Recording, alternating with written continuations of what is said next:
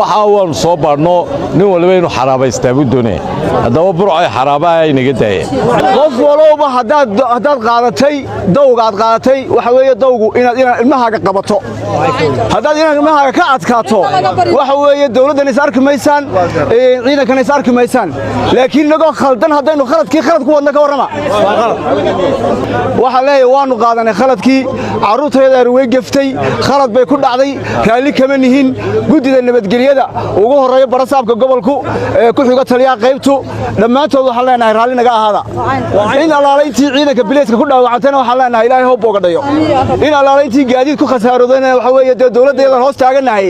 dee iska samaysta iska hee samaystaanu leenahay haddii aanay saldhigyada amnigu haddaanay jirin oo ciidamada nabadgelyada aanay jirin waynu soconi lahayn innaku waynu soconi lahayn ee calankaa ka xishoonayn ee ilaahay ka xishoonayn ee waxaasoo qalada sameeyey haddana tanaasulana noo samaysaan oo maantana iska sii daysaan haddaad ilmaha ka adkaan kari weydo kama adkaan kartid oo waalidnimo uma muujin kartid mid kale horta dariiq jooga annagu waajibkayga waanu maraynaa turaalahaanu maraynaa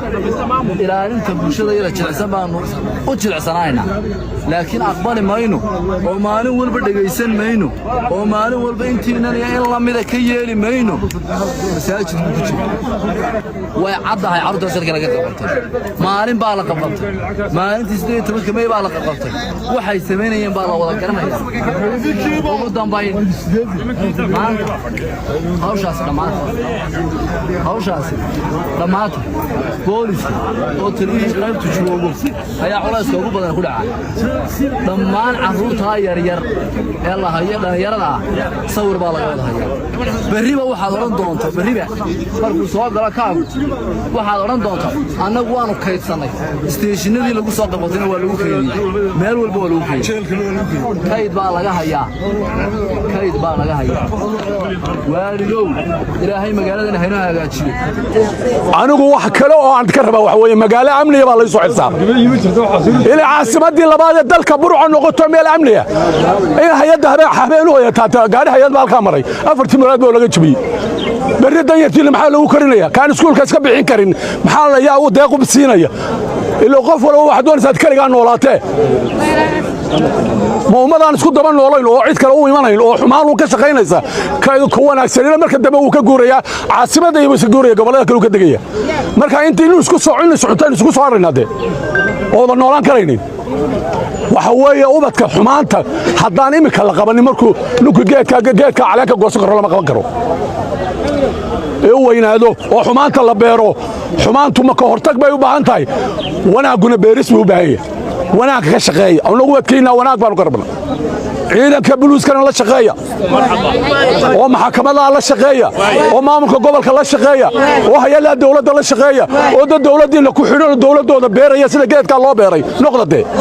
13 gaadho buluusku leeyahay jabay askari qura oo dhakhtarka lagu soo booqday haddii maanta nin Itoobiyan dhaawacdan waa soo booqanaysa ka gobolkiina laga qoray ee dhakhtarka ay la soo eegmaysan carruurta edeb darro la yiraahdo waan xaraabaysanayay mooyaane dembi kale oo horta ama cid dabada ka wadaanu ku eedaynayna ma jirto laakiin burcay xaraabuhu ma dambu inoo yahay inuu dhaawac inoo keenaba kamaanaan dhex bixin xabeebta wataa weli haysata waxaanu ka ilaalinaynay in askari ay dhagax ku dhufteen xabad ku dhufto maanta haddii qaar dhinto halkanba geedkanba kumaynaan wada hadaleene baayadaa bixi lahayd nasiibo xun ilaahay naga hayo anu waalidiinta waxaan u soo jeedinayaa oo weliba dumarka u soo jeedinaya inaydin carruurtiina ka adkaa oo wax guriga ugu sheegtaan oo dhagaxan burco fanka u qaadatay inuu fan yahay inaanu faa'iido lahayn ama cid buu ku dhufan oo waa kaa kuma dhuftay de ama isagaa lagu dhufan oo mid iskaga reebaya ama xabad ku dhufan doona ama uu dili ku dhiman doona sida daradeed carruurteena xaraam waxa waan soo baadhno nin walba inuu xaraabaystaa buu doonaya haddaba burcay xaraabaa ay naga daayeen carruurteena aan wax u sheegno arday bay u badan yihiin askar baa dhashay badidooda waa kuwa halka wada taagan balka walaalkii waa booliis waa ku shiidayaa buu ka mid yahay muxuu shiidayaa sarkaal baana dhalay ciidanka waa kuwan halka wada taagan marka annagu maanta waxaanu arrinta u adkaynayn aniga taydii may noqonay maalintii ugu horreysay baan idhaa hala qaado laakiin rag baa talada ila lahaa oo yidhi imtixaanadii baa dhow maanta halkan baynu ku haynaynaa وحقاق داوديال waxa aad daawanayseen muuqaalkan wuxuu ka dhacay magaalada Burco iyo dhamaan deegaamada Soomaaliland qayb ka mid ah waxa jirtay maalmihii dabaaldega Soomaaliland ay u dabaaldegaysay 18 May 18 bisha May soo dhaafnay ayaa waxa jirtay wax la dibad baxyo halkaas sida Burco iyo Boorami meelo badan oo looga soo horjeedo arrintaasi marka dabcan waxaan hadlayaa waa odayaasha ama waxgaradka qayb ka mid ah oo la dhihi karo ay dadkan ay shacabkan ay kaleeyeen waa horgallo ama waxay ka soo horjeedaan xuriyadda aanu leenahay ay dabcan maalmahaasi dibadbaxyadaas dhacay waxa la xirxiray dhalinyaro ka soo horjeeday barnaamijka Soomaaliland 18 May ah u dabaaldegaya markay ay la soo laabteen xuriyadda ayay leeyihiin Soomaaliland laabteen hadaba yaa rabnaa inaan bal qodob iyo laba aan halka ka dul istaagno dabcan dadkan shacabka ee halkaas jooga waxay u baahan yihiin sida ay ula midoobi lahaayeen odayaashan ay iska hor wareejin lahaayeen ee raba inay dawladnimadka Soomaaliya iyo jiritaanka ummadda Soomaaliyeed wada jirkeeda iyo wada ogolkeedii ayay horto iyay rabaan dadkan shacabka saqiir iyo kabiir laakiin waxa jirta odayaal waaweyn oo aan waxaasba aan u duleelin oo doonaya kelig tarisnimo ama gooni goosadnimo ama in ay kayaankan ama maamulkan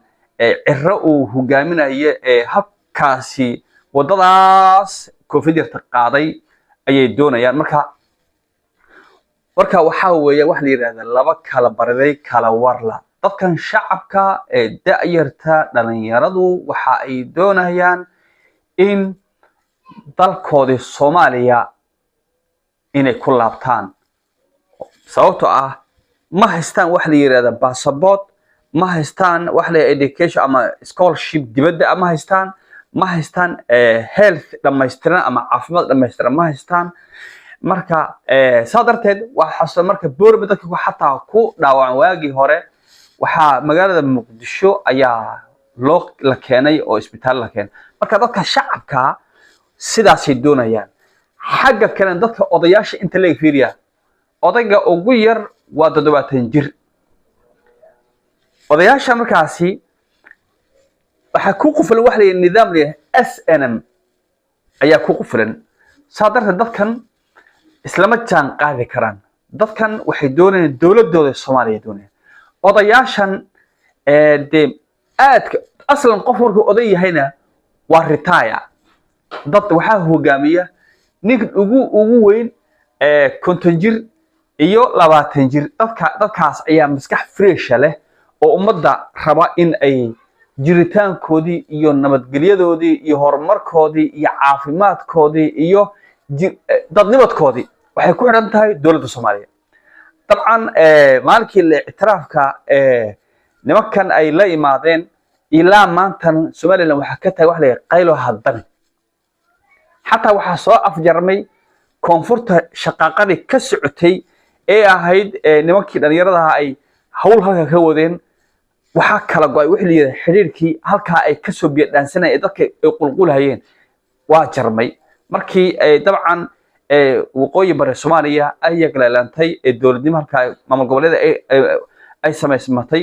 waxa jarmay wax la qulqulkii ayaa jarmay marka dabcan halkan mushkilad baa ka taagan mushkiladana waligeed ma damayso dadkan waa la xiri doonaa ayakuna shaqaqadaas oo doonaan waa artay in magaalada ay calamadii maanta u dhaweyd ay mashaarka iskale ka baadhici doona dhayar ay lahaayeen odayaashana ka marka xarig wax ma tarayo hadda dabcan waxa jira marka muuqaalada aad social media ku jirta marka daawato waxa arkaysaa dadka hindadaad nin sheekh oo hadli kara ma jirto dabcan sheekh Umal maanta wakiya ka hadlay arrintaasi dhammaan culimadiina waxay galeen af libax bay galeen hal qof oo ka hadli kara barnaamijkaasi ma jiro laakiin waxaad moodaa in kacdoon ama qarax shacbiyeed inay socdo ayaa muuqata marka reer Somaliland ama dadka shacabka reer Somaliland waxa u muuqda arrintaasi inay majara habaabin ay tahay